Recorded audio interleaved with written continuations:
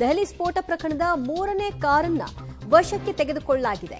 ಉಗ್ರರ ಸಂಚಾರ ಮಾಡ್ತಾ ಇದ್ದಂತಹ ಮತ್ತೊಂದು ಕಾರು ಈಗ ತನಿಖಾ ತಂಡದ ಕೈವಶ ಆಗಿದೆ. ವೈದ್ಯೆ ಶಾಹಿನ್ ಹೆಸರಿನಲ್ಲಿದ್ದಂತಹ ಮಾರುತಿ ಸುಜುಕಿಯ ಬ್ರೆಜಾ ಕಾರ್ ಇದಾಗಿದ್ದು, ಅಲ್ ಫಲಾಹ್ ವಿವಿಯಲ್ಲಿದ್ದಂತಹ ಮತ್ತೊಂದು ಕಾರನ್ನ ಇದೀಗ ಸೀಸ್ ಮಾಡಿದ್ದಾರೆ.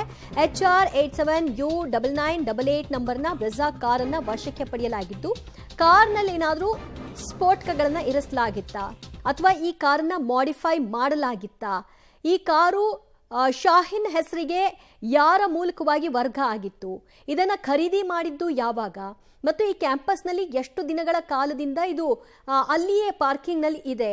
ಸಹಜವಾಗಿ ವೈದ್ಯರು ಅಂದಾಗ ಅವರ ಬಳಿ ಕಾರುಗಳು ಇದ್ದೇ ಇರುತ್ತೆ. ಆದರೆ ಈ ವೈದ್ಯರುಗಳು, ಈ ಟೆರರ್ ಡಾಕ್ಟರ್ಸ್ ತಮ್ಮ ಬಳಿ ಕಾರ್ಗಳನ್ನ ಪರ್ಚೇಸ್ ಮಾಡಿದ್ದು, ಅದರಲ್ಲೂ ಕೂಡ ಸೆಕೆಂಡ್ ಹ್ಯಾಂಡ್ ಕಾರನ್ನ ಪರ್ಚೇಸ್ ಮಾಡಿದ್ದೆ ಸ್ಫೋಟವನ್ನು ನಡೆಸೋ ಸಲುವಾಗಿ ಅನ್ನೋದು ಗೊತ್ತಾಗ್ತಾ ಇರುವಂತಹ ಪ್ರಮುಖ ಅಂಶ.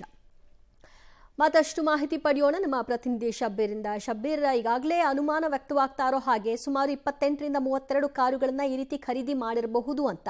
ಈಗ ಶಾಹಿನ್ ಕಾರು ವಿವಿಯ ಕ್ಯಾಂಪಸ್ನಲ್ಲೇ ಇತ್ತು ಅನ್ನೋದು ಗೊತ್ತಾಗಿದೆ. ಸುಮಾರು ಎಷ್ಟು ದಿನಗಳಿಂದ ಇತ್ತು ಅನ್ನೋದ್ರ ಬಗ್ಗೆ ಅನುಮಾನ ವ್ಯಕ್ತವಾಗಿದೆ ಮತ್ತು ಅದರಲ್ಲೇನಾದರೂ ಸ್ಫೋಟಕಕ್ಕೆ ಸಂಬಂಧಪಟ್ಟ ಹಾಗೆ ಅಂಶಗಳು ಇದ್ವಾ ಅಂತ? ನೋಡಿ, ಒಟ್ಟು ಶಾಹಿನ್ನ ಹೆಸರಿನಲ್ಲಿರುವಂಥ 2 ಕಾರುಗಳು ಈಗ ಕ್ಯಾಂಪಸ್ನಲ್ಲಿ ಪತ್ತೆ ಆಗಿದ್ದಾವೆ.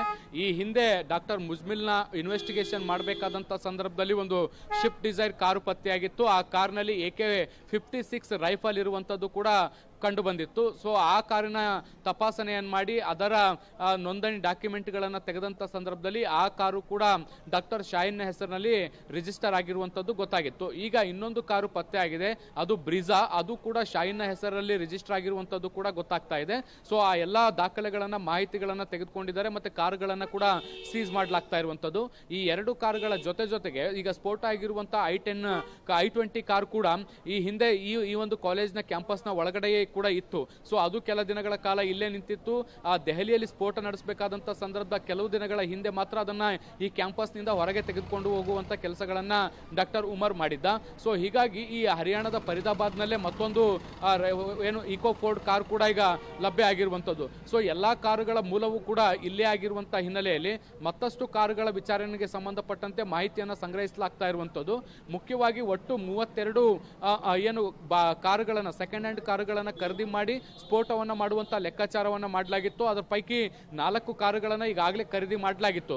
ಇನ್ನು 28 ಕಾರುಗಳ ಖರೀದಿಗೆ ಮಾತುಕತೆ ನಡೆದಿತ್ತ, ಮತ್ತೆ ಯಾವ ಕಾರ್ ಡೀಲರ್ನ ಜೊತೆಗೆ ಈ ಮಾತುಕತೆ ನಡೆದಿತ್ತು, ಮತ್ತೆ ಅಡ್ವಾನ್ಸ್ ಏನಾದರೂ ಕೊಟ್ಟಿದ್ರ ಅಥವಾ ಇದರ ಪೈಕಿ ಕಾರುಗಳ ಡೆಲಿವರಿ ಕೂಡ ಏನಾದರೂ ಆಗಿದೆಯಾ, ಈ ಎಲ್ಲಾ ಮಾಹಿತಿಗಳನ್ನ ಕೂಡ ಈಗ ತನಿಖಾಧಿಕಾರಿಗಳು ಸಂಗ್ರಹ ಮಾಡ್ತಿದ್ದಾರೆ. ದಿವ್ಯಾ.